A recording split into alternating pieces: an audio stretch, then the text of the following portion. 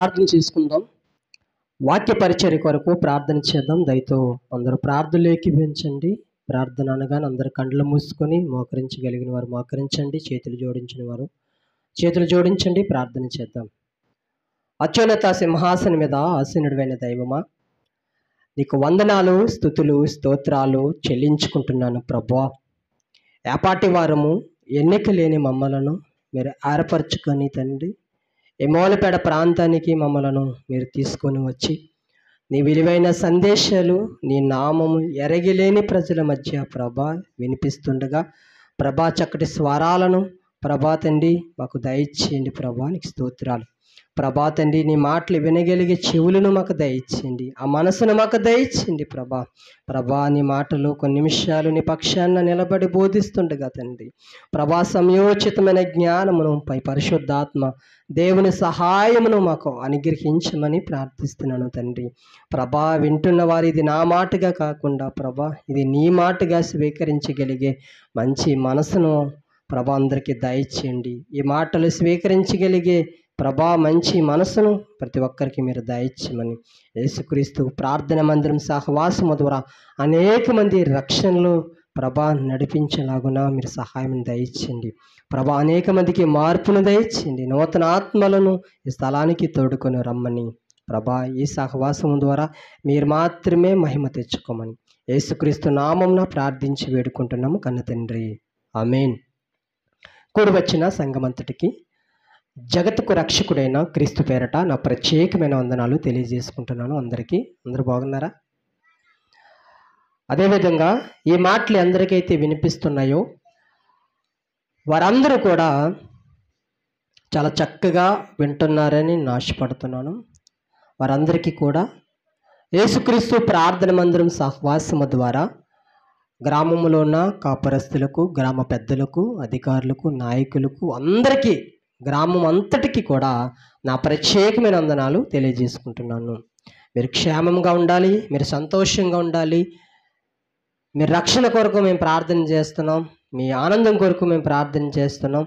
దేవుడు త్వరలోనే మీకు అందరికీ మంచి మనసు ఇచ్చి సత్యాన్ని గ్రహించగలిగే మంచి మనసును మీకు అందరికీ ఇవ్వాలని మనస్ఫూర్తిగా దేవునికి ప్రార్థిస్తున్నాను. దేవునికి మాత్రమే మహిమ కలుగును గాక. ఒక అద్భుతమైన అంశాన్ని ఈ దేవుడు ఈరోజు మనతో మాట్లాడబోతున్నాడు కనుక అందరూ శ్రద్ధాశక్తులతో ఈ మాటలు వినవలసిందిగా మరొకసారి మీకు ప్రకటన చేస్తున్నాను. ఈరోజు మనం నేర్చుకుంటున్న అంశం, సృష్టికర్త వైపు చూస్తున్నావా? సృష్టికర్త వైపు చూస్తున్నావా? ఎందుకు ఈ మాటలు చెప్తున్నానంటే, ఇందులో ఈరోజు ప్రధానమైన ఈరోజు దేవుడు నాతోటే ఎక్కువగా మాట్లాడతాడు. మొదటిగా నేను చెప్తున్నాను, ఈ సబ్జెక్టు నా కొరకు నేనే చెప్పుకుంటుంది. ఒకవేళ ఇలాంటి ఇబ్బందులు, ఇరుకులు, సమస్యలు లేకపోతే ఇలాంటి పరిస్థితులు మీరు కూడా ఉంటే దేవుడు మీతో కూడా మాట్లాడుతున్నాడని అర్థం. ఎందుకంటే భూమి మీద పుడుతున్న ప్రతి ఒక్కరికి ఆయన మాట చాలా ప్రాముఖ్యమైనది. ఆయన మాట గ్రహించగలిగే మంచి మనసు ఉండాలి. కానీ ప్రతి మాటలోనూ ఎంతో శ్రేష్టమైన విలువైన సందేశాలు దేవుడు మనతో మాట్లాడతాడు. ఎందుకంటే చూద్దాం, ఒక అద్భుతమైన మాటలు మనం చూద్దాం. ఈరోజు ఒక మనిషికి సమస్యలు వస్తే ఆ సమస్యలకు పరిష్కారము ఎక్కడ దొరుకుతుందనే విషయం చాలామందికి తెలియలేదు. మరొకసారి చెప్తున్నాను, మనకు మన సమస్యలకు పరిష్కారం ఎక్కడ దొరుకుతుందనే విషయం ఈరోజు మనుషులుగా మనకు ఎవ్వరికీ అర్థం కాలేదు కనుకే మనకి కష్టం వచ్చినా, ఇబ్బందులు వచ్చినా, ఇరుకులు వచ్చినా, సమస్యలు వచ్చినా ఎవరి వైపు మనం చూస్తున్నాం తెలుసా? ఎవరి వైపు చూస్తున్నాం? కొంతమంది ఏం చేస్తారు, ఏదైనా సమస్య వస్తే, ఏదైనా ఇబ్బంది వస్తే, ఏదైనా ఆపద వస్తే ఎవరి దగ్గర చూస్తారో తెలుసా? ఎవరి వైపు చూస్తారో తెలుసా? స్నేహితుల వైపు చూసేవారు కొంతమంది మనకి కనిపిస్తున్నారు సమాజంలో. చూడట్లేదా? స్నేహితుల వైపు చూడట్లేదా? ఏదైనా సమస్య వచ్చింది, ఆ సమస్యకు పరిష్కారం నా స్నేహితుడు తీరుస్తాడేమోనని స్నేహితుల వైపు చూసేవారు లేరు సమాజంలో. కొంతమంది ఏం చేస్తారు తెలుసా? బంధువుల వైపు చూస్తారు. ఎవరి వైపు చూస్తారంట? బంధువుల వైపు, చుట్టాల వైపు చూస్తారు. అయ్యో నా కుటుంబం ఉందే, ఎంతో బంధువులు ఉన్నారే, ఇదిగో నాకు సమస్య వచ్చింది, ఈ సమస్య నుంచి నాకు పరిష్కారం చెబుతారు, నాకు సహాయం చేస్తారని ఏం చేస్తాం? మొదటిగా మనం ఎవరి దగ్గరికి వెళ్తాం? బంధువుల దగ్గరికి వెళ్ళేవారు కొంతమంది, స్నేహితుల దగ్గర వారికి వెళ్ళేవారు కొంతమంది, మరికొంతమంది ఏం చేస్తారంటే అధికారుల దగ్గరికి వెళ్తారు. అధికారులు అంటే ఎమ్మెల్యే దగ్గరికి వెళ్తారు, ప్రెసిడెంట్ గారి దగ్గరికి వెళ్తారు, అండ్ ఎంపీ గారి దగ్గరికి వెళ్తారు, అవసరమైతే సీఎం స్టేజ్కి కూడా వెళ్ళిపోతారు. వారు ఆ పరిస్థితిలోనికి కూడా వెళ్ళిపోతారు. ఎందుకంటే నా సమస్య అటువంటిది, నాకు పరిష్కారం అక్కడే దొరుకుతుంది. ఎమ్మెల్యే ఆఫీసులోనే దొరుకుతుంది, సీఎం ఆఫీసులోనే మనకు దొరుకుతుంది. నా కార్పొరేటర్, నా కౌన్సిలర్, నా ప్రెసిడెంట్ ఇంటి దగ్గరే నాకు పరిష్కారం దొరుకుతుంది. ఇదిగో నా బంధువుల దగ్గర నాకు పరిష్కారం దొరుకుతుంది, నా స్నేహితుల దగ్గర నాకు పరిష్కారం దొరుకుతుందని మనం మనుషుల వైపే చూస్తాం. అందుకే ఈరోజు మనం నేర్చుకుంటున్న అంశం, సృష్టికర్త వైపు చూస్తున్నావా అంటే ఈ మాటలు ఆలోచించిన వారు ఎవరో చూస్తున్నారంట? మనుషుల వైపు చూస్తున్నాం కదా. చూద్దాం, మనుషుల వైపు చూస్తే ఏం జరుగుతుందో పరిశుద్ధ గ్రంథములో నుంచి దేవాది దేవుడు రాయించిన అద్భుతమైన మాటలు మనం చూడగలిగితే, కీర్తన గ్రంథం 118వ అధ్యాయము 8వ వచనంలో ఒక మంచి మాట మనకి కనిపిస్తుంది. చదువుకున్న వారందరూ చక్కగా రాసుకోవడానికి ప్రయత్నం చేయండి, ఎందుకంటే చాలా విలువైన మాటలు దేవుడు మనతో మాట్లాడుతున్నాడు కనుక. 118వ అధ్యాయం కీర్తన గ్రంథము 8వ వచనం, మనుషులను నమ్ముకొనుట కంటే, ఎవరిని నమ్ముకున్నట కంటే? మనుషులను నమ్ముకున్నట కంటే యెహోవాను ఆశ్రయించుట మేలు. నీకు సమస్య వచ్చినా, నీకు ఇబ్బంది వచ్చినా, నీకు ఇరుకులు వచ్చినా, నీకు విపత్తు నీ మీదకి దాడి చేయడానికి విపత్తు నీ మీదకి వచ్చేసినా నువ్వు మనుషుల వైపు చూడకూడదు. మనుషుల వైపు చూస్తే నీకు మేలు కలగదురా నాయన. నువ్వెవరి వైపు చూడాలి? యెహోవాను ఆశ్రయించాలి, యెహోవా వైపు చూడాలి, అప్పుడే నీకు మేలు కలుగుతుంది. ఉదాహరణకు ఒక మంచి మాట చెబుతున్నాను, జాగ్రత్త విందాం. ఇప్పుడు నాకు ఏదైనా సమస్య వచ్చింది, ఏదైనా ఆపద వచ్చింది, ఏదైనా ఇబ్బంది వచ్చింది, నేను ఒక పలానా వారు తెలుసు నాకు సహాయం చేస్తారు, వారు నా బంధువులే కదా, నా స్నేహితులే కదా, నా శ్రేయభిలాషులే కదా, నా అధికారులే కదా, నా పార్టీ వారు కదా అని నేను వారి దగ్గరికి వెళ్తున్నప్పుడు ఏదొక్క విషయంలో నాకు సహాయం చేశారు, నాకు సమస్యలకి పరిష్కారము చూపించారు, దొరికింది నాకు.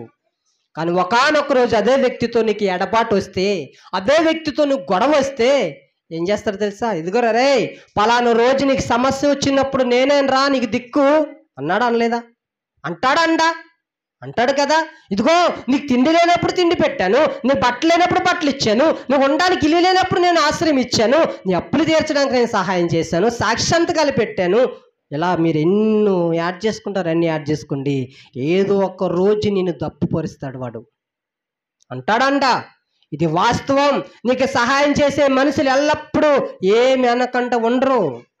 ఏదో ఒక్క రోజు ఏం చేస్తారు, నీ సహాయం చేసినంత కొంతమంది ఏం చేస్తారు తెలుసా? ఇదిగో పలానా వాడికి ఆట కొన్నా నేను కదా, నేనే ఆట కొనిపించాను, ఇదిగో ఆ స్థలం కొనడానికి నేనే కారణం, నేనే అమౌంట్ ఇచ్చాను, నా డబ్బుల దగ్గరుండి కొనిపించాను, ఇదిగో నేనే వివాహం సంబంధం చూశాను, ఇదిగో నేను ఆడ చదువుకోవడానికి కారణం నేనే, వాడికి సైకిల్ ఇచ్చాను, లేకపోతే బండి ఎక్కించుకున్నాను, లేకపోతే బ్యాగ్ డబ్బులు ఇచ్చాను, బుక్స్కి డబ్బులు ఇచ్చాను, ఫీజుకి డబ్బులు ఇచ్చాను, లేకపోతే వాడి ఎగ్జామ్స్ విషయంలో నేను హెల్ప్ చేశాను, వాడు పాస్ అవ్వడు తెలుసా, నేను నా పేపర్ నేను చూపించి వాడిని పాస్ చేశానని కొంతమంది ఏం చేస్తారు తెలుసా? డబ్బేసుకుంటూ పోతారు. అని ఒక మాట అంటున్నాను అండి, సహాయం చేసేవాడు ఎప్పుడు చెప్పుకో తిరగకూడదు. సహాయం పొందుకునేవాడు ఏం చేయాలంట? ఇదిగో అశోక్ నాకు పలానా విషయంలో సహాయం చేశాడు అని నేను చెప్పుకోవాలి. అంతేగాని అశోక్ వెళ్ళి ఇదిగో పలానా వ్యక్తికి నేను సహాయం చేశానని డబ్బు వేసుకొని చెప్పడం అది మంచి పద్ధతి కాదు. కానీ నేను ఒకవేళ ఎవరైనా మనం ఎవరి ద్వారానైనా సహాయం పొందితే మన సమస్యకి పరిష్కారం దొరికితే ఏదొక్క రోజు నేను అందరి ముందు చీప్ చేసేస్తాడే. కానీ నా దేవుడు అలా చేస్తాడా? ఎవరితో చెప్పుకుంటాడు? ఇదిగో పలానా జైల్లో ఉన్నాడు నేను విడిపించాను, ఇదిగో పలానా అప్పుల పాల్లో ఉన్నాడు నేను విడిపించాను, ఇదిగో పలానా కుదరని రోగంతో హాస్పిటల్లో ఉండి కన్నీరు కార్చాడు, నా సహాయం కోరాడు, ఇదిగో ప్రభువా నేను స్వస్థపరచు అని ఏడ్చాడు, నేను సహాయం చేశానని డబ్బేసుకొని అన్ని విధులకి వెళ్ళి చెప్తాడు దేవుడు? చెప్పడు కదా. అదే మనుషులైతే ఏం చేస్తారంట, చెప్తారు. ఎందుకంటే మనుషులు ఏం చేస్తారో తెలుసా, మరికొన్ని మాటలు చెప్తున్నాను. మనుషులు మనలను మోసగించవచ్చు. మనుషుల మీద ఆధారపడితే, మనుషుల వైపే మనం చూస్తే, మనుషులను మనం ఆశ్రయిస్తే మనుషులు కొన్నిసార్లు మనం మోసగించవచ్చు.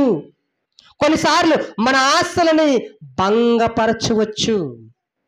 ఇదిగోరా నేను ఇలా వ్యాపారం చేద్దాం అనుకుంటున్నాను రా, ఇదిగో నేను ఈ సబ్జెక్ట్ తీసుకుందాం అనుకుంటున్నాను రా, ఈ జాబ్ చేయాలనుకుంటున్నాను రా, ఇలా నేను ఎదగాలనుకుంటున్నాను రా, నీ ఫ్రెండ్స్ దగ్గరికి కానీ, నీ శ్రేయభిలాషుల దగ్గరికి కానీ, నీ బంధువుల దగ్గరికి వెళ్ళి అడిగితే చాలామంది నిన్ను డిసప్పాయింట్ చేస్తారు తెలుసా.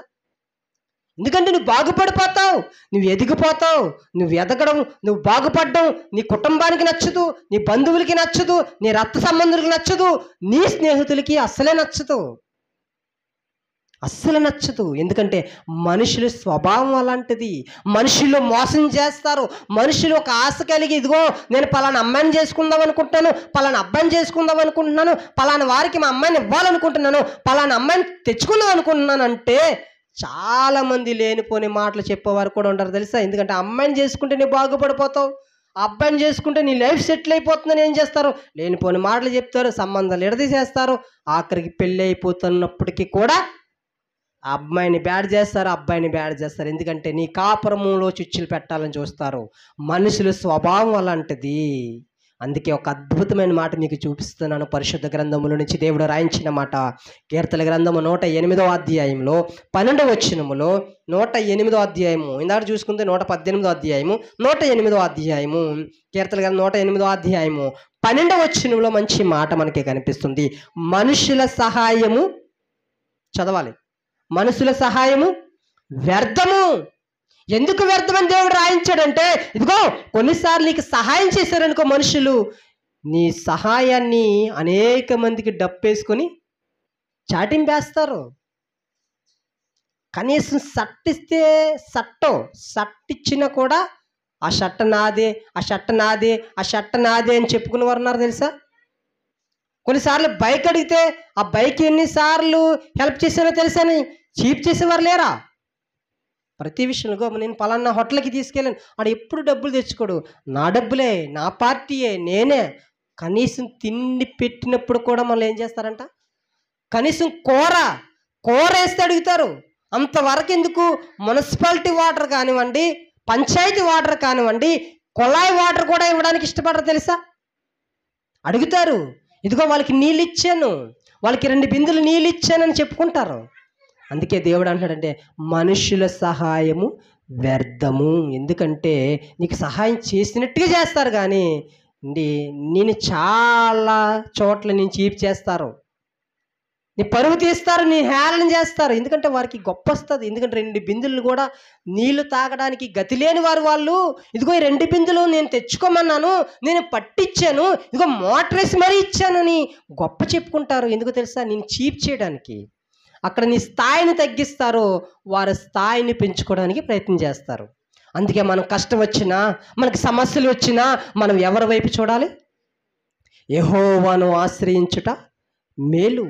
ఈరోజు నేను కూడా మనుషుల వైపు చూస్తాను, నీవు కూడా మనుషుల వైపు చూస్తావు. ఇదిగో నాకు కష్టం వచ్చింది, ఇదిగో నాకు ఇబ్బంది వచ్చింది అని ఎవరైనా వెళ్ళి ఇదిగో గదిలోకి వెళ్ళి మోకరించి, ప్రభా నాకు ఈ సమస్య ఏంటి దేవా, నాకు ఈ పరిష్కారం లేదా, ఇబ్బందులతో ఉన్నాను, తట్టుకోలేకపోతున్నాను, కన్నీరు కారుస్తున్నాను, వేదన పడుతున్నాను, నిద్ర రావట్లేదయ్యా ఎవరైనా గదిలోకి వెళ్ళి ఏడుస్తామా? ఈ ఏడుపులు ఎవరి దగ్గర ఏడుస్తాం తెలుసా? ఫ్రెండ్స్ దగ్గర ఏడుస్తాం, అధికారుల దగ్గర ఏడుస్తాం, బంధువుల దగ్గర ఏడుస్తాం, నాకు ఎంత అప్పు ఉంది, నాకు అంత అప్పు ఉందని ఏడుస్తాం. కానీ దేవుని దగ్గరికి వెళ్ళి, అయ్యా నా జీవితం ఏంటయ్యా, నా పరిష్కారం లేదా, నా సమస్యలకి విడుదల కలిగించవా అని మనస్ఫూర్తిగా చేతులు జోడించి నిలువు మోకాళ్ళు వేసి ప్రార్థన చేసేవారునా లేరు. ఎవరి దగ్గరికి వెళ్ళిపోతామంట? మనుషుల దగ్గరికి వెళ్ళిపోతాం. ఇదిగో అమ్మ డబ్బులు ఇస్తుంది, ఇగో ఈ ఆయన డబ్బులు ఇస్తాడు, ఇగో పలానా ఆయన డబ్బులు ఇస్తాడు. నేను మందిరానికి స్థలం కొనడానికి కాగితాలు పెట్టుకుని ఎన్ని గడపలు తొక్కాను తెలుసా. ఎందుకంటే కొన్నిసార్లు మన ఆలోచనలు ఏమైపోతాయి, మనుషుల వైపు చూస్తాం.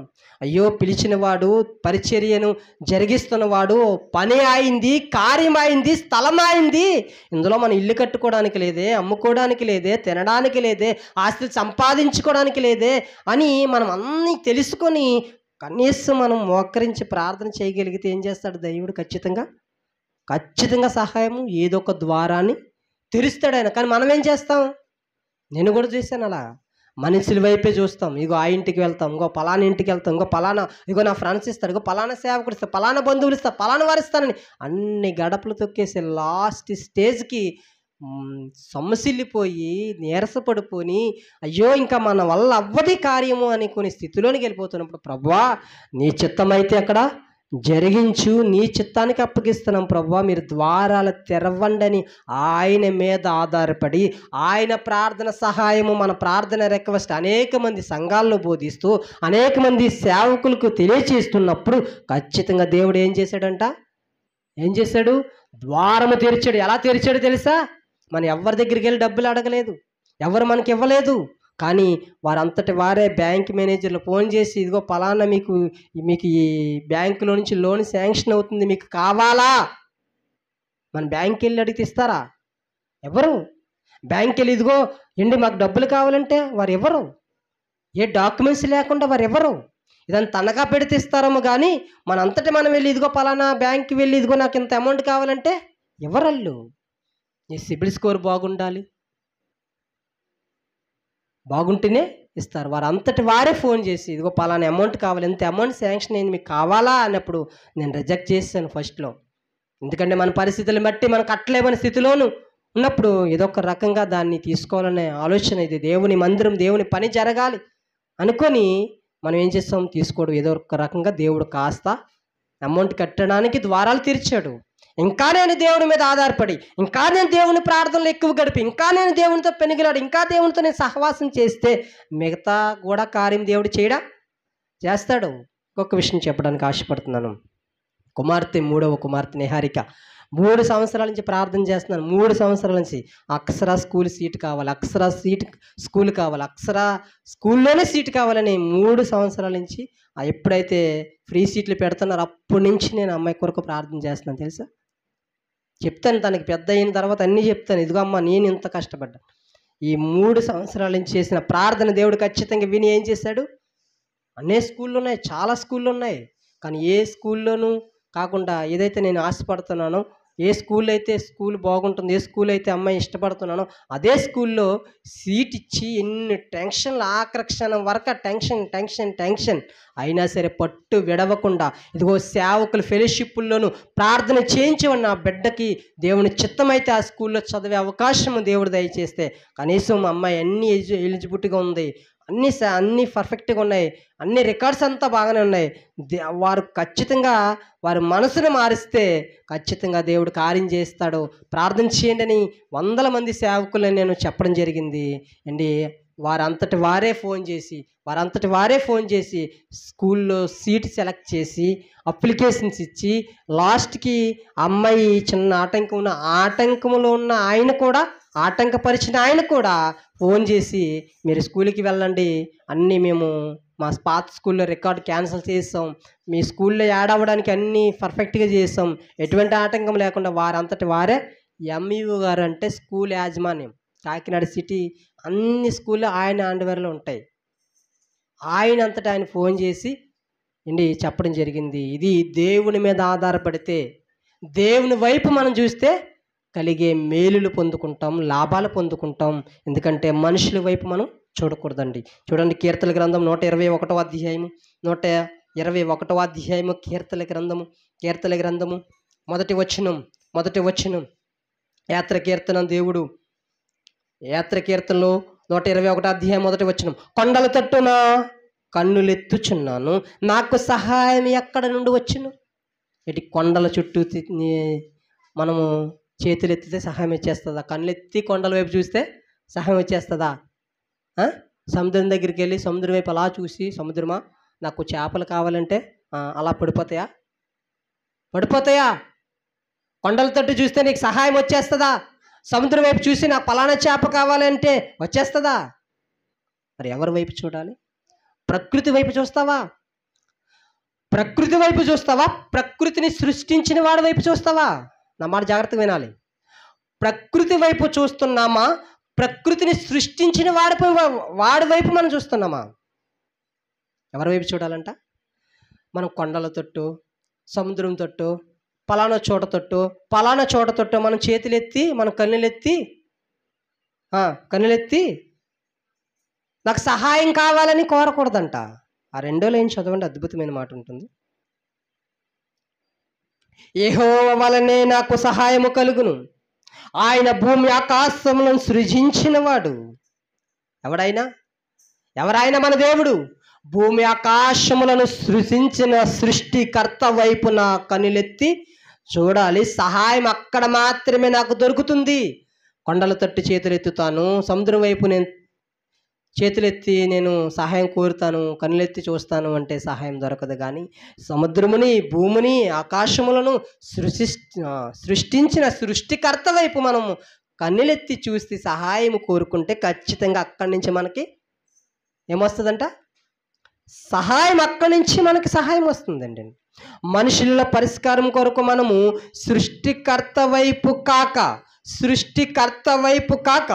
సృష్టి వైపు, అనగా అందులో ఎవరు ఉంటారంటే తెలుసా? సృష్టి వైపు చూడడం అంటే ఇందాక చెప్పాను కదా, అధికారులు ఉంటారు, గొప్పవారు ఉంటారు.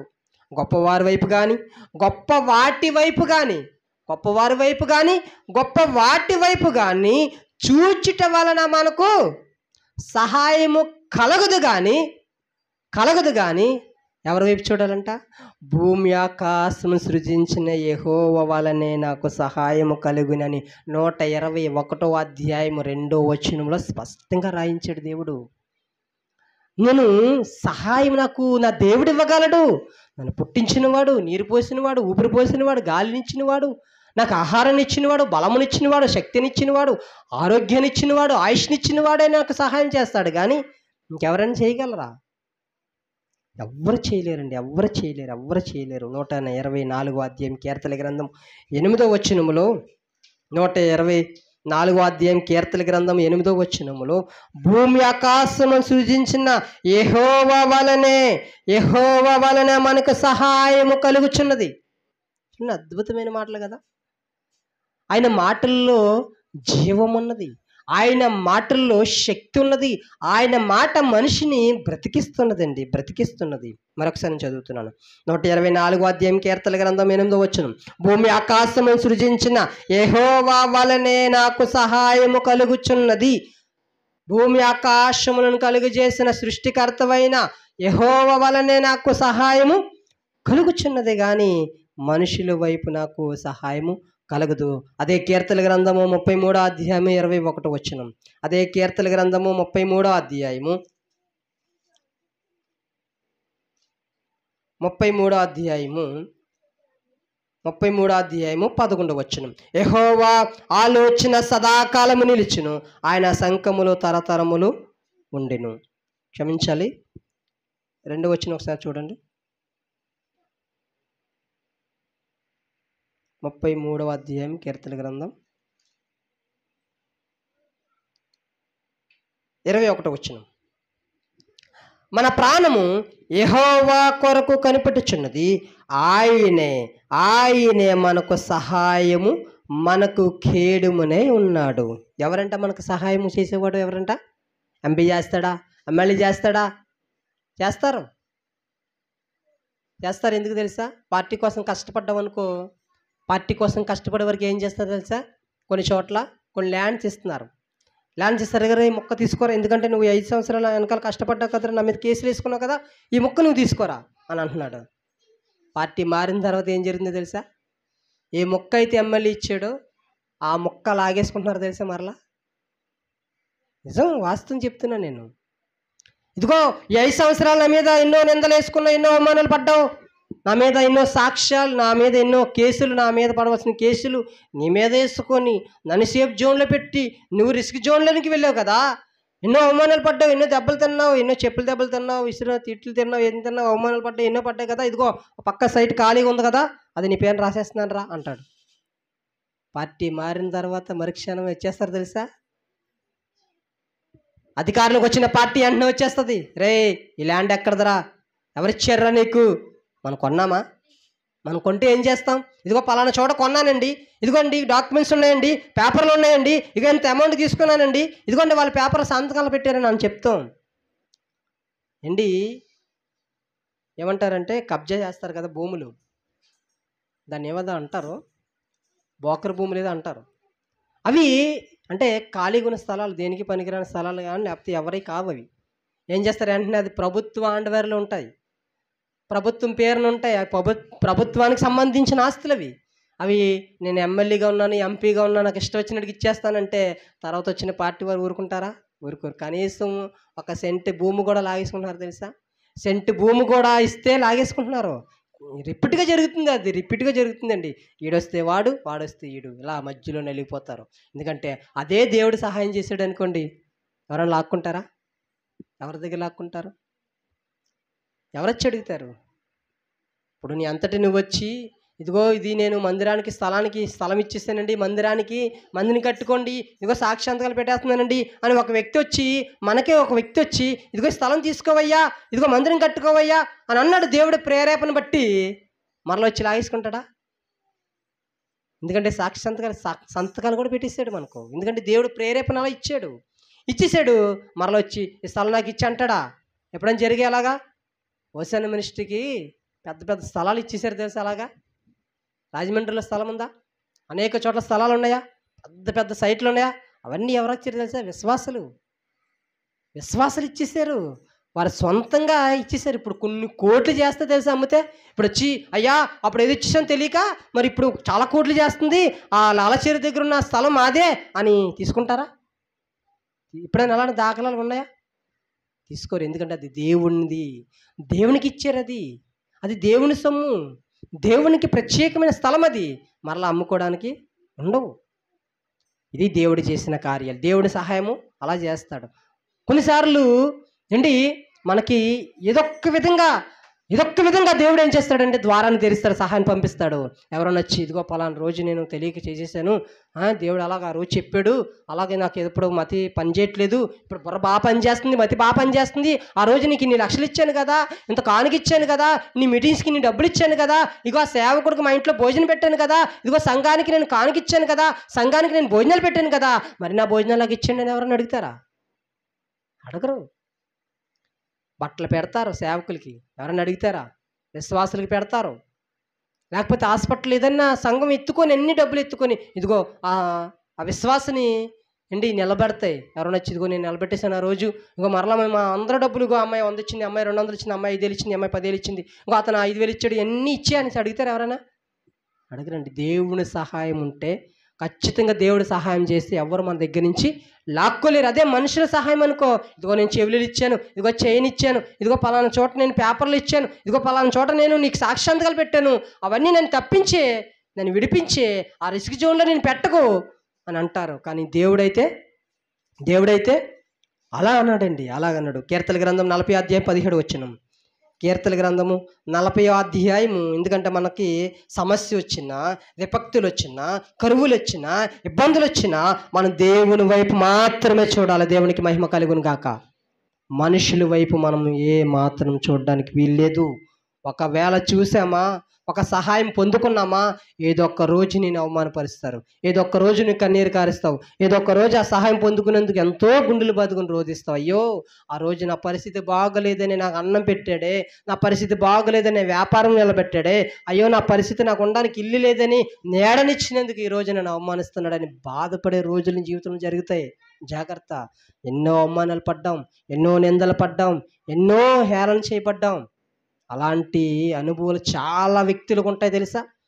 అలాంటివి అనుభవాలు చాలా వ్యక్తులకు ఉంటాయి. కీర్తన గ్రంథము 40 అధ్యాయము 17 వచనం.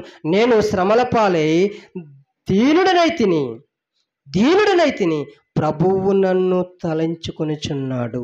నాకు సహాయము నీవే, నా రక్షకర్తవు నీవే, నా దేవా ఆలస్యం చేయకు. ఒకవేళ దేనదశలో ఉన్నాను, కరువులో ఉన్నాను, విపక్తిలో ఉన్నాను, ప్రమాదంలో ఉన్నాను, సమస్యలతో ఉన్నాను, ఇరుకు ఇబ్బందులతో ఉన్నాను అని ఒకవేళ నీవు అట్టి స్థితిలో ఉంటే నువ్వు ప్రార్థన గదిలోనికి వెళ్ళి, సంఘములోనికి వెళ్ళి ప్రార్థన రిక్వెస్ట్ కోరి హృదయపూర్వకంగా నువ్వు ప్రార్థన చేయి. ప్రభా, నేను సమస్య తట్టుకోలేకపోతున్నాను, ఇంకా నా ప్రార్థనకు జవాబును ఆలస్యం చేయకు అని నువ్వు దేవుని ఎంత ఏడుస్తావో, ఎంత సహాయం కోరుతావో, ఎంత రోధిస్తావో, ఎన్ని మోకాళ్ళు వేస్తావో, ఎన్ని రోజులు ఉపవాసం ఉంటావో, ఎంత వేదన పడతావో, ఎంత కన్నీరు కారుస్తావో ఆయన దగ్గర మాత్రమే తల వంచు, నీ కార్యాలు చేస్తాడు దేవుడు. దేవునికి మహిమ కలుగును గాక. ఆయన మాత్రమే చేయగలడండి. నేను దీనదశలో ఉన్నానయ్యా, అక్కరలో ఉన్నానయ్యా, ప్రభువా నా విషయమై ఆలోచిస్తాడు, నా విషయమై ఆలోచిస్తాడు. నేను అక్కరలో ఉన్నాను, ఆపదల్లో ఉన్నాను, ఇబ్బందుల్లోనూ, దీనదశలో ఉన్నాను, నీవే నాకు సహాయం చెయ్యి. నా విముక్తి దాతవు నీవే ప్రభా, నా విమోచకుడు నీవే, నా సృష్టికర్తవు నువ్వే. నన్ను పంపించావు, నన్ను పుట్టించావు, నన్ను నిలబెట్టావు, నన్ను పోషించావు. కానీ సమస్య తట్టుకోలేకపోతున్నాను ప్రభా. తట్టుకునే ధైర్యాన్ని ఇవ్వండి, నిలబడగలిగే ధైర్యాన్ని ఇవ్వండి, పోరాడగలిగే ధైర్యాన్ని ఇవ్వండి. నేను సొమ్మసిల్లిపోతున్నాను ప్రభా, నాకు ధైర్యాన్ని ఇవ్వండి ప్రభా, నాకు ఆరోగ్యాన్ని ఇవ్వండి ప్రభా అని మనం దేవుని వైపు చూసి దేవుని సహాయం కోరితే ఖచ్చితంగా దేవుడు ఏదొక్క ద్వారాన్ని తెరిచి నీకు సహాయం చేయగలిగే సామర్థ్యత కలిగిన దేవుడు నా దేవుడు. దేవునికి స్తోత్రం కలుగును గాక. ఒక మంచి మాట చూపిస్తున్నాను. అదే కీర్తన గ్రంథం 46వ అధ్యాయం 1వ వచనం. 46వ అధ్యాయం 1వ వచనం. దేవుడు మనకు ఆశ్చర్యదుర్గమునై ఉన్నాడు. ఇప్పుడు అండలించండి. ఆపత్కాలములో ఆయన నమ్మకొనదగిన సహాయకుడు. ఆపత్కాలంలో కరువులలో, ఇబ్బందుల్లో, దీనదశలలో, నీ ఆరోగ్య పరిస్థితుల్లో, నీ కొనడానికి ఇల్లు లేని పరిస్థితుల్లో, తినడానికి తిండి లేని పరిస్థితుల్లో, నీ వేసుకోవడానికి బట్టలు లేని పరిస్థితుల్లో, నీ ఆరోగ్యం సహకరించలేని పరిస్థితుల్లో, నీ ఆపత్కాలములో ఆయన నమ్మకొనదగిన సహాయకుడు. మనుషుల వైపు చూడకు, అధికారుల వైపు చూడకు, బంధువుల వైపు చూడకు, నాయకుల వైపు చూడకు, నీ స్నేహితుల వైపు చూడకు. నువ్వు చూడవలసింది ఎవరి వైపు తెలుసా? నువ్వు చూడవలసింది నేను చూడవలసినది మన దేవుని వైపు చూడాలి. నా సమస్యలకి పరిష్కారం అక్కడే దొరుకుతుంది, కానీ మనుషుల దగ్గర ఎక్కడ నా సమస్యలకు పరిష్కారం దొరకదు. మన సమస్యలకి పరిష్కారం ఎక్కడ దొరకదండి. ప్రభా, నేను ఈ సబ్జెక్ట్ చేయాలనుకుంటున్నాను ప్రభా, నేను ఈ ఎడ్యుకేషన్లో ఈ చదువు చదవాలనుకుంటున్నాను ప్రభా, నాకు సహాయం చేయండి. నువ్వు హృదయపూర్వకంగా దేవుని అడిగితే ఏదో ఒక్క ద్వారాన్ని దేవుడు ఖచ్చితంగా తెరుస్తాడు. మనం ఏం చేస్తాం? ఎవరెవరినో తడుముకుంటాం, ఎవరెవరో ఉన్నారు, ఎక్కడెక్కడో ఉన్నారని ఏం చేస్తాం? తడువులాడుకుంటూ వెళ్ళి వృధా అయిపోయి సమయం అంతా వృధా చేసేసుకొని జీవితం అంతా అయిపోతుంది. జీవితంలో ఎదుగుండదు, ఒదుగుండదు. ఎదుగుదల లేని జీవితం ఎందుకు? ఆ సమయం ఏదో దేవుని దగ్గర గడిపితే, ఆ సమయం ఏదో కేటాయించింది దేవుని దగ్గర కేటాయిస్తే, ఇది నేను చెప్పాను కదా, డాక్యుమెంట్స్ పెట్టుకొని అన్ని చోట్ల తిరిగాను కదా, అదే సమయము నేను ప్రార్థన చేశాను. కానీ ఎక్కువగా నేను దేవుని మీద ఆయన కార్యం కొరకు కనిపెట్టలేకపోతున్నాను. ఆయన ఖచ్చితంగా చేస్తాడో నమ్మకం ఉంది, ఆయనే సహాయం చేయగలడు, ఎవడు చేయలేడనే విశ్వాసంలోనికి వెళ్ళిపోయామనుకోండి, ఖచ్చితంగా ఏం చేస్తామంట? మనము ఏకాంత గదిలోకి వెళ్ళిపోతాం, ప్రార్థనలోకి వెళ్ళిపోతాం. నా శక్తి చాలకపోతే ఏం చేస్తాం? ప్రభా, కొంతమంది సహోదరుల్ని, కొంతమంది సేవకుల్ని ఏం చేస్తాం? ప్రార్థన రిక్వెస్ట్ బతిమాడుకుంటాం. నేను అలా చాలా అంశాల కొరకు నేను ప్రార్థన చేస్తున్నాను, చాలా అంశాల కొరకు ప్రార్థన చేస్తున్నాను. ఈ మందిర విషయంలోనూ సహాయం చేశాడు, నా బిడ్డ విషయంలోనూ సహాయం చేశాడు. ఎన్నో రోజుల నుంచి నేను ఇల్లు ఉండి అదే చిన్న విషయాలైనా చాలా బాధకి గురి చేసాయి. ఎన్నో సంవత్సరాలు అవుతుంది, 16-17 సంవత్సరాలు అవుతుంది ఇల్లు కట్టి, దాన్ని శుభ్రం చేసుకోలేని పరిస్థితిలో ఉన్నాం. ఏదో కాస్త కోస్త కొంచెం నీట్గా చేసుకోవడానికి సహాయం చేశాడు దేవుడు. అంత మాత్రమే కాదు ఈ స్థలం ఇచ్చిన కుటుంబం పట్ల అద్భుతమైన కార్యం దేవుడు చేశాడు. ఆయన మాత్రమే చేయగలడు. ఎందుకంటే ఆయన కార్యాలు అలాగుంటాయి. ఆశ్చర్యం అనిపిస్తారు తెలుసా? అక్షరాల సీట్ వచ్చిందా, జాయిన్ అన్నారు, ఎటకారం చేశారు. డాక్టర్ చదివించేస్తావా, ఇంజనీరింగ్ చదివించేస్తావా, కలెక్టర్ అయిపోద్దా మీ అమ్మాయి అనుకోవడం. లేకపోతే కొంతమంది, ఒక అబ్బాయి ఏమన్నాడు తెలుసా, ఇటు అబ్బాయి సీటుతో వస్తే వచ్చింది కానీ వారు నేను జాయిన్ చేసుకోరు తెలుసా అని అన్నారు. ఈ అన్ని మాటలు నాకు ఏదో ఇబ్బంది కలిగించి, ప్రభా ఇంతమంది నన్ను గాయపరుస్తున్నారే, నువ్వు ఇచ్చే అవకాశం ఏదో ఆశ ఉంది, ఖచ్చితంగా నువ్వు చేయగలవు చెప్తున్నాను. దేవుని ఎదుట ఖచ్చితంగా నమ్మకం ఉంది నాకు. ఖచ్చితంగా నమ్మకం ఉంది. స్కూల్‌ని తీశారు. నెల అయిపోతుంది. స్కూల్ స్టార్ట్ అయిపోయినాయి. అయినా సరే పోరాడుతున్నాను. అయినా సరే తిరుగుతున్నాను. అయినా సరే రేపు రా, ఎల్లుండి రా, తర్వాత రా, తర్వాత రా, తర్వాత రా అంటే అప్పటికి చాలామంది నాతో సీట్‌లొచ్చిన వారు ఏం చేశారో తెలుసా? ఇంకా ఓపిక లేక వేరే స్కూల్‌లో జాయిన్ చేసేసుకున్నారు. మాకంటే ముందు సీటొచ్చింది వాళ్ళకి. కానీ వెనకాలొచ్చిన దేవుడు ఖచ్చితంగా చేస్తాడు. దేవుడు ఖచ్చితంగా చేస్తాడు. అమ్మాయి పట్ల ఏదో ఒక దేవుడికి మంచి ప్రణాళిక కలిగి ఉన్నాడు దేవుడు. పుట్టిన దగ్గర నుంచి ఆ అమ్మాయి జీవితంలో ఎన్నో అద్భుతాలు చేస్తున్నాడు దేవుడు. ఖచ్చితంగా ఈ విషయంలో సహాయం చేస్తాడు. అమ్మాయి ఉన్నతమైన స్థితిలోనికి వెళ్తుంది. మంచి ఎడ్యుకేషన్ చదువుతుంది. ఎందుకంటే నాకు ఇంగ్లీష్ అంటే ఇష్టం ఉండదు కానీ ఇప్పుడున్న జనరేషన్‌కి అది చాలా ఇంపార్టెంటు. అందుకే నేను కూడా ఆ సబ్జెక్టులు నేర్చుకోవడానికి, ఇంటర్మీడియేట్ ఎగ్జామ్స్ రాయడానికి, డిగ్రీ ఎగ్జామ్స్ రాయడానికి నేను సిద్ధపడుతున్నాను తెలుసా? నా బిడ్డలకి ఎప్పుడు ఆటంకంగా ఉండకూడదని. ఎందుకంటే వాళ్ళ స్థాయి ఎదిగేటప్పుడు మనం ఎడ్యుకేషన్‌లో చాలా డౌన్ స్థితిలో ఉన్నామనుకో, ఖచ్చితంగా మనం ఏం చేస్తామంటే వాళ్ళ ఎదుట మనం చాలా చీప్‌గా ఉంటాం. అందుకే మనకి గౌరవం కావాలని దేవుని పరిచర్య చేస్తున్నాం కనుక, దేవుడి యొక్క ఉన్నతమైన పరిచర్య చేస్తున్నాం కనుక, మనం ఎడ్యుకేషన్ కూడా ఉండాలని ఏం చేస్తున్నాను, ఎగ్జామ్స్ రాయడానికి నేను ముందుకు వెళ్తున్నాను. అంత మాత్రమే కాదు, ఇంగ్లీష్ నేర్చుకోవడానికి కూడా నేను క్లాసులు తీసుకుంటున్నాను. ఇంగ్లీష్ నేర్చుకోవడానికి, ఇంగ్లీష్లో మాట్లాడడానికి, ఇంగ్లీష్ అర్థం చేసుకోవడానికి, ఇంగ్లీష్ యొక్క సబ్జెక్టులు తెలుసుకోవడానికి. ఎందుకంటే ఒక సేవకుడు అన్నాడు, అంటే తెలుగులో ఉన్న సబ్జెక్టుల కంటే ఇంగ్లీష్లో చాలా మ్యాటర్ ఉందంటండి. చాలా మ్యాటర్ ఉందంట మనకు బైబిల్కి సంబంధించిన హిస్టరీ. ఇంగ్లీష్ నోట్స్‌లు అవి మనకు చదవడం రాదు. అందుకే నేను దేవుని యొక్క చిత్తం అయితే అడుగుతున్నాను. దాన్ని అందుకునే జ్ఞానము దేవుడు ఇస్తే ఖచ్చితంగా యువతల భౌతికమైన విషయాల్లోనూ ఎంతగానో ఉపయోగపడుతుంది. ఆధ్యాత్మిక విషయాల్లో కూడా ఎంతో ఉపయోగపడుతుంది ఆ ఇంగ్లీష్. ఎందుకంటే చాలా నోట్స్ ఉన్నాయి నా దగ్గర.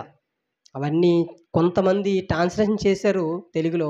ట్రాన్స్లేషన్ చేయలేనివి కూడా చాలా నోట్స్ ఉండిపోయినాయి బుక్ స్టాల్లో. అవన్నీ చదివితే మన జీవితాలు బాగుంటాయి, మన భక్తి జీవితం బాగుంటుంది. ఎందుకంటే మన ముందు ఉన్న భక్తులు అంత స్టడీ చేసి, బైబిల్ అంతా స్టడీ చేసి మనకి అందుబాటులోను ఎన్నో బుక్స్ మనకి రాయించిచ్చారు. నేను ఈ మాటలు ఎందుకు చెప్తున్నానంటే, మనము దేవుని వైపు మాత్రమే మనం చూడాలి. కీర్తన గ్రంథం 121వ అధ్యాయం. మాట్లాడుకోకూడదు బయట మాట్లాడకూడదు. వాక్యం వినాలి. ఇప్పుడు అడుగుతాను, నేను ఒక్కొక్కరు నిలబడి అడుగుతాను. ఏం చెప్పాను అన్నీ అడుగుతాను. అందరూ చెప్పాలి, జాగ్రత్తగా వినాలి. ఈరోజు వాక్యం ఏం చెప్పానో ఖచ్చితంగా అడుగుతాను. 121వ అధ్యాయం కీర్తన గ్రంథము 3వ వచనం. ఆయన నా పాదముల త్రుట్టల నీడు, నిన్ను కాపాడువాడు కొనకడు. మన దేవుడు ఎవరో తెలుసా? నన్ను కాపాడడానికి నా దేవుడు కొనకక నిద్రపోక ఉంటూనే ఉన్నాడు తెలుసా? ఇదిగో నేను కునికితే, నేను నిద్రలోకి వెళ్ళిపోతే నా బిడ్డ యాక్సిడెంట్లో పోతాడేమో, నా బిడ్డ ప్రమాదంలో ఉండిపోతాడేమో, నా బిడ్డ చేయి జారిపోతాడేమో, తొట్టిల్లిపోతాడేమో, తొలగిపోతాడేమో అని ఏం చేస్తాడో తెలుసా? నా దేవుడు ఏం చేస్తాడో తెలుసా? నువ్వు నమ్ముకున్న దేవుడు, నేను నమ్ముకున్న దేవుడు ఏం చేస్తాడో తెలుసా?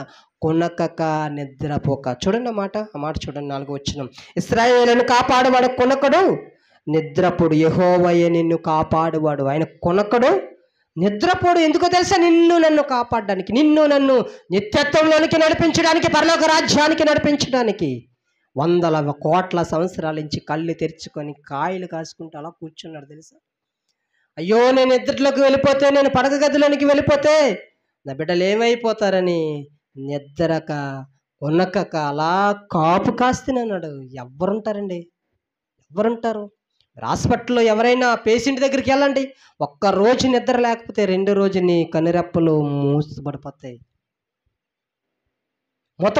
నీ కనురెప్పలు, తెరిచి చూడలేవు. భార్యవైనా, నువ్వు భర్తవైనా, నీ నవమాసాలు మోసి కన్న బిడ్డనైనా సరే, నువ్వు హాస్పిటల్లో ఒక్కరోజు 24 గంటలు నిద్ర లేకపోతే తర్వాత రోజుకి నీ కనురెప్పలు ఏం చేస్తాయి? నీ కనురెప్ప మూతపడిపోతాయి. కానీ నా దేవుని కనురెప్పలు ఎప్పుడు నీ కాయలు కాసుకుని నేను అలా చూస్తున్నాడు ఆయన ప్రజల వైపు. ఎందుకంటే తొట్టిల్లిపోతారేమో, అయ్యో నా ప్రజలు జారిపోతారేమోనని ఆయన వైపు చూస్తే ఎన్ని మేలులు కలుగుతాయి తెలుసా? ఎన్ని మేలు కలుగుతుందో తెలుసా? మనం కాపాడడానికి అంత మాత్రమే కాదండి. 5వ వచనం ముగించుకుందాం. వచ్చేసాను, లాస్ట్ క్లైమాక్స్లోకి వచ్చేసాం. జాగ్రత్తగా వినాలి. 5వ వచనం కీర్తన గ్రంథం 121వ అధ్యాయము 5వ వచనం. యెహోవాయే నిన్ను కాపాడువాడు, నీ కుడి ప్రక్కన యెహోవా నాకు నీడగా ఉంటాడంటండి. అండి, ఒక మాట అంటున్నాను, మట్టి మధ్యాహ్నం ఎండలో తిరుగుతూ అలా ఉన్నప్పుడు ఏదొక్క చెట్టు నీడ, ఏదొక్క బరకం కానీ ఏదొక్క నీడ దొరుకుతున్నప్పుడు నీ ప్రాణం ఎంత హాయిగా ఉంటుందో తెలుసా. మంచి బాగా 40-45 డిగ్రీల ఎండలో ప్రయాణం చేస్తున్నప్పుడు నీకు ఒక చెట్టు కానీ ఒక నీడ కానీ నీకు తగిలితే నీ ప్రాణం ఎంత హాయిగా ఉంటుందో తెలుసా. అది అనుభవించిన వారికి తెలుస్తుంది, ఆ క్రియలు అనుభవించిన వారికే తెలుస్తుంది. ఎందుకంటే ఇదిగో సొమసిల్లిపోతున్నాను, ఇగో ఎండకు తట్టుకోలేకపోతున్నాను, ఈ వడగండ్లకు తట్టుకోలేకపోతున్నాను, అదిగో మంచి చెట్టు ఉంది, మంచి నీడనిస్తుంది, నా చెట్టు కిందకి వెళ్తే ప్రాణం ఎంత హాయిగా ఉంటుందో తెలుసా. అలాంటి నీడను దేవుడు నీకు నాకు ఇస్తాడు. అలాంటి హాయిగా ఉన్న ప్రాణాన్ని దేవుడు నీకు నాకు ఇస్తాడు. నీడగా ఉంటాడు, నీకు ప్రొటెక్షన్ ఇస్తాడు, నీకు ప్రొటెక్షన్ ఇస్తాడండి. ఏ ఎండ దెబ్బ అయినను, చూడండి కింద వచనంలో 6వ వచనంలో పగల ఎండ దెబ్బైనను నీకు తగలదు. నీకు ఎండ దెబ్బ తగలకుండా నీకు ఆశ్రయాన్ని ఇస్తాడు నా దేవుడు. నీకు ఆశ్రయపూర్వంగా ఉంటాడు నా దేవుడు. నీకు ప్రొటెక్షన్ ఇస్తాడు నా దేవుడు. రాత్రి వెన్నెల దెబ్బలైనను నీకు తగలదు, ఏ అపాయము నీకు రాకుండా యెహోవా నిన్ను కాపాడును. ఏ అపాయము, విపత్తి నీ మీదకి దాడి చేయడానికి వచ్చినా, సముద్రమే నీ మీదకి దాడి చేయడానికి వచ్చినా, పర్వతమునే పగిలి నీ మీదకి వచ్చేసినా, నీ కుడి పక్కన యెహోవా నీకు నీడగా తోడుగా ఏ అపాయము తగలకుండా నేను కాపాడడానికి నీకు భరోసానిచ్చి నీకు ప్రొటెక్షన్ ఇస్తాడు దేవుడు. రక్షణ బంటుకులు ఇవ్వలేని ప్రొటెక్షన్ నా దేవుడు ఇస్తాడు. ఎవ్వరూ ఇవ్వలేని ప్రొటెక్షన్, కాపుదల, భద్రతను దేవుడు నాకు ఇస్తాడు. నాకు మాత్రమే కాదు, మనకు అందరికి ఇస్తాడు. మనం ఎవరి వైపు చూడాలంట అమ్మ? ఎవరి వైపు చూడాలి? మనకి సమస్యలు వచ్చినప్పుడు మనం దేవుని వైపు చూడాలి, మనుషుల వైపు మనం చూడకూడదు. నాకు ఏ బాధ వచ్చినా, ఏ ఇబ్బంది వచ్చినా మోకరించాలి. మొదటిగా, ప్రభా నాకు ఇబ్బందిగా ఉంది ప్రభా, నా ఆరోగ్యం బాగలేదు ప్రభా, నేను తట్టుకోలేకపోతున్నాను, ఈ జ్వరం తట్టుకోలేకపోతున్నాను, ఈ కాలు చెల్లి పీకేస్తున్నాయి, ఈ తలపొడి వచ్చేస్తుంది, మనశ్శాంతి లేదు ప్రభా అని ప్రార్థన గదిలోనికి వెళ్ళి మొదటిగా మనం దేవుని వైపు పరిష్కారం, ఆయన దగ్గర మాత్రమే మనకి పరిష్కారం దొరుకుతుంది. మరలా చెప్తున్నాను, గట్టిగా చెప్తున్నాను, ఆయన దగ్గర మాత్రమే మన సమస్యలకు పరిష్కారం. మనుషుల దగ్గర ఏ మాత్రం దొరకదండి. డాక్టర్లకి జ్ఞానం ఇవ్వాలన్నా ఆయనే, నీ బంధువుల ద్వారా నీకు సహాయం చేయాలన్నా ఆయనే, నీ స్నేహితుల ద్వారా నీకు సహాయం చేయాలన్నా మొదటగా మనం ఆశ్రయించింది ఎవరిని తెలుసా? దేవుణ్ణి ఆశ్రయించాలి. నీకంటే ముందుకెళ్ళి నీ ఫ్రెండ్తో మాట్లాడతాడు, ఇదిగో అశోక్కి పలానా సమస్యలతో ఉన్నాడు, సమస్యలో ఉన్నాడు, వాడికి ప్రేరేపణ కలిగిస్తాడు, ఆడంతటాడే నీకు సహాయాన్ని ఇస్తాడు తెలుసా. అది మంచిది, అది దేవుని కాపుదలంటే, అది దేవుని ప్రొటెక్షన్ అంటే, దేవుని భద్రత అలాగ ఉంటుందండి. మీరు సాక్ష్యాలు వినండి, ఎన్నో సాక్ష్యాలు వింటాం. ముక్కు ముఖం తెలియలేని వ్యక్తులు నీకు సహాయం చేస్తారు. నీ అడ్రస్ తెలీదు, నీ పేరు తెలీదు, నీ ఊరు తెలీదు, నువ్వెవరివో తెలీదు, నువ్వు ఏ క్యాస్టో తెలీదు, అయినా సరే ఎదుక్కుంటూ నీ దగ్గరికి వచ్చి సహాయం చేసే స్థితి నీకు దేవుడు ఇస్తాడు. నా సమస్యలకి పరిష్కారము ఆయన దగ్గర మాత్రమే దొరుకుతుంది అండి. 21వ అధ్యాయం కీర్తన గ్రంథం 121వ అధ్యాయం 8వ వచనం ఆఖరిగా నా మాటలు ముగించడానికి ప్రయత్నిస్తున్నాను. ఇది మొదలుకొని నిరంతరము నీ రాకపోకలు యందు యెహోవా నిన్ను కాపాడును. 5గురు బండి మీద వస్తున్న మొదలుపెట్టకి ఎంత ప్రమాదకరమైన రోడ్డు మీరు గమనించండి ఒకసారి. కానీ నా ధైర్యం ఏంటో తెలుసా? నా దేవుడు నా రాకపోకలు యందు నాకు తోడుగా ఉంటానని వాగ్దానం చేశాడు. నేను ఆయన పని మీదకి వెళ్తున్నాను, ఆయన పరిచర్య నిమిత్తమే వెళ్తున్నాను. ఎప్పుడు మేము సోకులు చేసుకోవడానికో, శిఖరాలు తిరగడానికో ఎప్పుడు 5గురు వెళ్ళలేదండి. ఎప్పుడు పలానా ఊరు చూడాలి, లేకపోతే పలానా చోటకి వెళ్ళాలి, భయమేస్తుంది. ఎందుకో దేవుని మందిరం అనగానే 5గురు ఎక్కేస్తాం బండి, సంతోషంగా వచ్చేస్తాం. ఎందుకో తెలుసా? ఆయన దూతలే కావలి ఉంచుతాడని విశ్వాసం. ఎందుకంటే ఆయన పరిచర్యలో ఉన్నాం. ఒకవేళ నష్టం జరిగినా దేవునికి మహిమ కలుగును గాక, నష్టం జరిగినా పర్లేదు, ఎందుకంటే ఆయన సన్నిధికి వెళ్ళిపోతాం. ఎందుకంటే మనం వెళ్ళి సినిమా థియేటర్లకు వెళ్ళి చనిపోవట్లేదు, పార్టీలు చేసుకోవడానికి వెళ్ళి చనిపోవట్లేదు. ఆయన సన్నిధానానికి వెళ్ళి ప్రయాణంలో మరణిస్తే దానికంటే ధన్యత ఏముంటుంది? కానీ అలా కూడా నా దేవుడు చేయడానికి ఇష్టపడ్డా తెలుసా? అలా కూడా జరగడానికి ఆయనకి ఇష్టం ఉండదు. నీ రాకపోకలందు, మరొకసారి చదవండి, నీ రాకపోకలందు యెహోవా నిన్ను కాపాడును. నువ్వెక్కడికి వెళ్ళినా ప్రార్థన చేస్తాను నేను. ప్రభువా, నేను మొలపేట ప్రయాణం వెళ్తున్నాను, మా ప్రయాణం అంతట్లో మాకు క్షేమకరమైన ప్రయాణం మాకు దయచేయండి, భద్రతను దయచేయండి, మా వెనక మా ముందు మా సైడు వచ్చిన బండ్లన్నీ జ్ఞాపకం చేసుకోండి. ఎందుకంటే మనం కరెక్ట్గా వెళ్ళినా మన వెనకోడు కరెక్ట్గా రాకపోవచ్చు, మన ముందువాడు కరెక్ట్గా రాకపోవచ్చు, మన సైడ్ నుంచి వచ్చేవాడు కరెక్ట్గా రాకపోవచ్చు. ఇది కూడా ప్రార్థన చేస్తాం. ప్రభా, మా చుట్టూ ఉన్న సర్కిల్ అంతటిని జ్ఞాపకం చేసుకోండి, మీ దూతలని కావలి ఉంచండి. ఎందుకో తెలుసా? నీ రాకపోకలు యందు యెహోవా నిన్ను కాపాడును. కాపాడతాడు, ఖచ్చితంగా కాపాడతాడు. ఏ కీర్తన 121వ అధ్యాయ కీర్తన మనం ధ్యానం చేసాం. దానికి సంబంధించిన కొన్ని రెఫరెన్స్లు మనం బయట నుంచి తెచ్చాం. కానీ మూలం మనం 121వ అధ్యాయము 1 నుంచి 5, 8 వచ్చిన మనం చదవగలిగితే మంచి భరోసాని ఇస్తాడండి దేవుడు మనకు. ప్రొటెక్షన్, కాపుదల, భద్రతని ఇస్తాడు దేవుడు. ఆ మాటల్లో మీరు చదవగలిగితే ఒక్కొక్క మాటలు ఎంత అమూల్యమైన మాటలు ఉంటాయో తెలుసా? ఎంత అర్థవంతమైన మాటలు ఉంటాయో తెలుసా?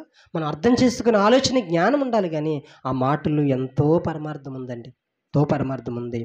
దేవుని వైపు చూస్తూ మన యాత్రను ఏం చేయాలంట? కొనసాగించాలి. ఎవరి వైపు చూడాలంట? ఎవరి వైపు చూడాలి? దేవుని వైపు చూడాలి. కానీ మనం మనుషుల వైపు చూస్తున్నాం కనుక ఈరోజు దేవుడు మనతో మాట్లాడుతున్నాడు. నీకు ఏ కష్టం వచ్చినా, ఏ ఇబ్బంది వచ్చినా, ఏ సమస్యలు వచ్చినా, ఏ ఆరోగ్య పరిస్థితులు వచ్చినా, ఉండడానికి ఇల్లు లేకపోయినా మనం దేవుని వైపు చూస్తే మనకి ఏం చేస్తుందంట? సహాయం కలుగుతుంది. ఆయనే పరిష్కారం ఇస్తాడు, కానీ మనుషుల వైపు చూడకూడదు. మనం యాత్రను కొనసాగించాలి. తద్వారా ఆ పరలోకములో ఆయనతో యుగ యుగాలు నివసించే ధన్యత దేవుడు ఇచ్చునుగాక. ఆమెన్. అట్టి ధన్యత దేవుడు మనకు అందరికి ఇవ్వాలని ఆశపడుతున్నాడు. అట్టి ధన్యతను మనం పొందుకునే వారిగా మనం ఉండాలి. అలాంటి వారిగా ఉండాలని ఉదయకాల సమయంలో ఈ వాక్యం నాకు మొన్నటి దినాన్న శుక్రవారం నైట్ నేను ప్రిపేర్ అవుతుంటే నాకు నేనే ఇది నా కోసమే చెప్పుకున్నట్టుగా అనిపించింది. ఎందుకంటే కొన్నిసార్లు ఏదైనా సమస్య వచ్చినా, బాధ వచ్చినా, ఇబ్బందులు వచ్చినా మనము దేవునికి ఎక్కువగా ప్రాధాన్యత ఇవ్వకుండా మనుషుల వైపుకి వెళ్ళిపోతాం తెలుసా? అది చాలామంది జీవితాల్లో జరుగుతుంది. అది వాస్తవం. అది బాగలేదా వెంటనే డాక్టర్ దగ్గరికి వెళ్ళిపోతాం. డాక్టర్ దగ్గరికి వెళ్ళొద్దని నేను అనట్లేదు. డాక్టర్కి పరమ డాక్టర్ అయిన ఆయన ఉన్నాడు కదా, ఖచ్చితంగా ఆయన కోసం ఆయన సన్నిధిలోనికి వెళ్ళి ఒక్క నిమిషం, ఒక్క అరగంట, ఒక్క గంట, లేకపోతే 10 నిమిషాలు, ఒక 5 కనీసం ఒక్క మాట అయిన, ప్రభువా ఏంటి నా పరిస్థితి, ఎలాగున్నాను అని ఒక్కసారి ఆయన సహాయం కోరుతామా? కానీ కోరితే ఏం జరుగుతుందో తెలుసా? నీకంటే ముందుగా డాక్టర్గా ఏం చేస్తాడు తెలుసా? దానికి సరిపడే వైద్యాన్ని ఇంజక్షన్లు ఇచ్చాడు అనుకోండి, వెంటనే అవుతుంది, నీకు వచ్చిన బలహీనత లయమైపోతుంది. చాలామంది చూడండి, ఆపరేషన్ చేయించుకున్నప్పుడు ఏం చేస్తారు తెలుసా? కొంతమంది డాక్టర్లు వాచ్యాలు పెట్టి కుట్టేస్తారంట, కత్తిలు పెట్టి కుట్టేస్తారంట తెలుసా? కానీ నిజంగా అంటే నా విశ్వాసంతో చెప్తున్నాను, మనము ఏదైనా ఆపరేషన్ థియేటర్కి వెళ్ళినా, ఏదైనా సమస్యకి పరిష్కారం కావాలన్నా మనం మొదటిగా దేవుని సన్నిధానికి వెళ్ళి, దేవుని గదిలోనికి వెళ్ళి ప్రార్థన చేసి మనము తర్వాత సెకండ్ స్టెప్ తీసుకున్నాం అనుకోండి, ఖచ్చితంగా మనకంటే ముందు అక్కడికి వెళ్ళి ఆయనకి జ్ఞానం ఇస్తాడు, వివేకం ఇస్తాడని నా ఆలోచన, నా విశ్వాసం అది. నిజండి. ఇదిగో పలానా ఇక్కడికి వచ్చామా ఈ స్థలం కోసం? ఖచ్చితంగా అదే ప్రార్థన చేస్తాం. వచ్చాం, ఫస్ట్ వచ్చేసి స్థలం అడిగేస్తాం, అది అడిగేస్తాం, ఇది అడిగేస్తాం, ఇవ్వలే, ప్రార్థన చేసుకుని వచ్చాం అని ఏమనుకున్నాడు? మనకంట ముందుగా వెళ్తాడు అనడానికి ఇదే నిర్వచనం. దేవుడు మనం ప్రార్థన చేసుకొని ఏ పని తలపెట్టినా ప్రార్థన చేసుకొని ప్రారంభిస్తే దేవుడు ఖచ్చితంగా విజయాన్ని ఇస్తాడు. ఏ సమస్య వచ్చినా, ఇబ్బందులు వచ్చినా, ఇరుకులు వచ్చినా ఖచ్చితంగా దేవుడు ఏం చేస్తాడు? విశాలతను కలిగజేస్తాడు. దానికి పరిష్కారం ఆయన దగ్గర మాత్రం దొరుకుతుంది. కనుక మొదట ఆయనకి ప్రాధాన్యత ఇవ్వాలి. సెకండ్ ఫ్రెండ్స్ కానీ, బంధువులు కానీ, నీకు ఎవరైనా అధికారులు కానీ, నాయకులు కానీ సెకండ్ స్టెప్ వారి సహాయం తీసుకోవాలి. ఫస్ట్ మనము ప్రాధాన్యత ఎవరికి ఇవ్వాలంటే, మనం పుట్టించిన వాడు, మన సృష్టికర్త, మన దేవుడు, మన రక్షకుడు, మన విమోచకుడు, మన పరలోకానికి మాదిరి అయిన దైవాది దేవుని మాత్రమే మనం సంప్రదించాలి. తర్వాత మనం ఎవరికి చెప్పుకున్నా అది నీ ఇష్టం బట్టి ఉంటుంది. కళ్ళు మూసుకోండి, ప్రార్థన చేద్దాం. పరలోకమందున మా కన్న తండ్రి, పరిశుద్ధమైన నామానికి వందనాలు స్తోత్రాలు చెల్లిస్తున్నాను తండ్రి. నీ విలువైన మాటలు మీరు మాతో మాట్లాడినందుకు మీకు వందనాలు ప్రభా. నిజమే ప్రభా, మాకు సమస్యలు వస్తే మేము మనుషుల వైపు చూస్తున్నాం. ఎందుకంటే పరిష్కారం అక్కడే దొరుకుతుందని మేము పొరపడుతున్నామేమో, భ్రమపడుతున్నామేమో. ప్రభా, ఉదయకాల సమయంలో మీరు మాతో మాట్లాడారు తండ్రి. ప్రభా, నాకు ఏదైనా కరువు వచ్చినా, ఇబ్బంది వచ్చినా, విపత్తి మా మీదకి వచ్చినా ప్రభా తండ్రి, మేము మొదటిగా నీ వైపు చూస్తేనే మాకు పరిష్కారం దొరుకుతుందని మీరు మాతో మాట్లాడినందుకు మీకు స్తోత్రాలు ప్రభా. ప్రభా, ఎందరైతే ఈ మాటలు వింటున్నారో వారందరిని ఒకసారి మీరు జ్ఞాపకం చేసుకోండి. అందరికీ అర్థమయ్యే విధంగా నీ మాటలు వినిపించినందుకు మీకు స్తోత్రాలు, మీకు వందనాలు. సోషల్ మీడియా ద్వారా ఎందరైతే ఈ మాటలు వింటున్నారో వారందరిని మీరు జ్ఞాపకం చేసుకోమని, సహాయం దయచేయమని, అన్ని విధాలుగా మీ సహాయం సహకారాన్ని మాకు అందించి మేలుతో మమ్మల్ని తృప్తిపరిచి కృప చూపించమని యేసుక్రీస్తు నామమున ప్రార్థించి వేడుకుంటున్నాము కన్న తండ్రి. ఆమేన్. స్టాప్.